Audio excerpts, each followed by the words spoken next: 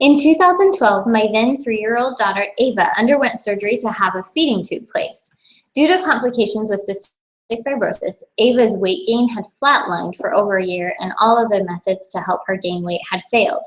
She began taking a very calorically dense formula each night in her feeding tube.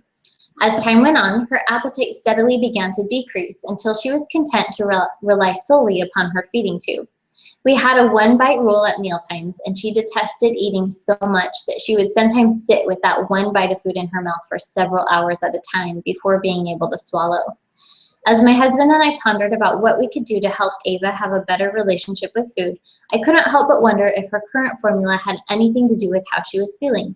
Not only was Ava's appetite non-existent, but she constantly complained of an upset tummy, and she had much less energy than an average 3-year-old. The formula had done its job. Ava had gained weight.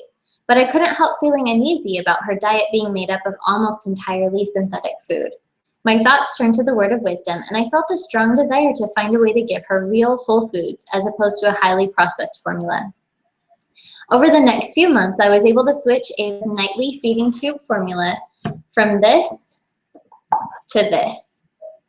That first night, I blended Ava a shake with grapes, mangoes, spinach, whole milk, walnuts, oats, cooked wheat berries, beets, avocado, olive oil, strawberries, and sweet potato. The very next day, we sat down to lunch, and while I was helping her siblings with their meal, I reminded Ava to take a bite of her food. I had just assumed that she hadn't touched it yet. She astounded me by saying, "Mom, I've already had 6 bites." I looked over and saw that half of her plate was eaten. We have continued to give Ava the so-called blended diet as opposed to a commercial formula, and over the last year or so, her appetite is almost back to normal. Her energy levels have increased dramatically. She plays like a normal, almost 5-year-old these days, and she no longer complains of stomach aches on a regular basis. Nothing else in her routine has changed, so we can only conclude that a diet of whole rather than processed foods has been the deciding factor in bringing about all these amazing changes in Ava. I saw what an incredible impact Ava's new whole food diet had on her health and well-being, and I began to wonder if it would be worthwhile to begin the process of incorporating more whole foods into the rest of my family's diet as well. Now, it's common knowledge that whole foods are not always as tasty as their processed counterparts, but the positive impact on our health might just make up for anything lacking in the taste department. In section 89 of the Doctrine and Covenants, we're told by the Lord, the creator of our bodies, what we should use to properly care for them.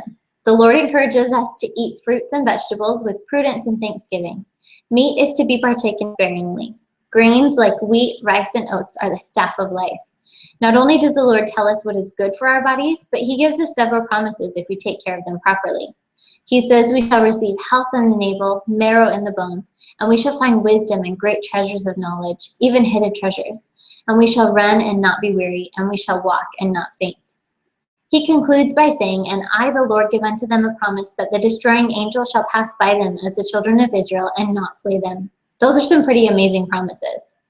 Whole foods are God-given foods that naturally occur on earth. They're filled with vitamins and minerals that our bodies need to stay healthy. The fats in whole foods are most commonly beneficial fats, as opposed to the damaging fats often found in processed foods. Whole foods are often full of fiber and nutrients that our bodies need in order to function optimally. Scientists are constantly discovering naturally occurring components in whole foods that benefit our bodies in ways that we hadn't even known about before. So even though processed foods can have vitamins and minerals added to them, they're often missing these vital compounds that occur in the food that the Lord has created for us. Processed foods are beginning to be connected with an array of diseases that plague our society today. Cancer, diabetes, and heart disease are 3 of the most concerning connections. Processed foods are low in fiber, high in hydrogenated fats, high in sugar, and full of preservatives and sodium. Grains, for example, are stripped of their highly nutritious bran, germ, and fiber in order to increase their shelf life and palatability.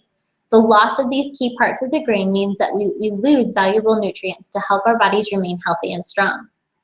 Some feel that eating a diet that mainly consists of whole foods is too much work and not enough flavor. Here are some tips to help you overcome those doubts and improve your health as you replace some of the processed foods in your diet with nutrient-rich whole foods. Number 1, cook healthy grains and legumes in batches and freeze in smaller portion sizes for later use. This can speed up prep time when you're making meals later on. If you just can't kick your sweet tooth, find recipes for healthier sweet snacks, like dark chocolate with unsweetened coconut and almonds instead of candy. Begin adding whole wheat flour to your recipes instead of using all white flour. When you're cooking with rice, do 3/4 parts brown rice and 1/4 part white rice. In the morning, wash and cut fruits and vegetables so they're ready and on hand when you crave a snack. If you don't like to eat plain vegetables, find some recipes for some good dips to go with them. Try to have a salad at least once a week. There are so many different recipes for vinaigrettes and dressings that you'll never get bored. Frozen fruits are often less expensive than fresh and can be used to make smoothies in the morning. This is an easy way to get a few quick serving fruits and even greens and vegetables each day. Make homemade granola bars or trail mix with whole food ingredients for breakfast and snacks as opposed to buying highly processed bars. These are just a few ideas to get you started on incorporating more whole foods in your diet. While I'm excited about eating more of the whole foods that God gave us to strengthen and energize our bodies, I do feel that we need to remember moderation in all things. Don't become so concerned over what you eat that you begin to obsess or lose some of the enjoyment in life. Just start slow and see if you can make some positive changes in your family's diet. Whole foods are what the Lord has intended for our bodies. Now it's up to us to take advantage of them.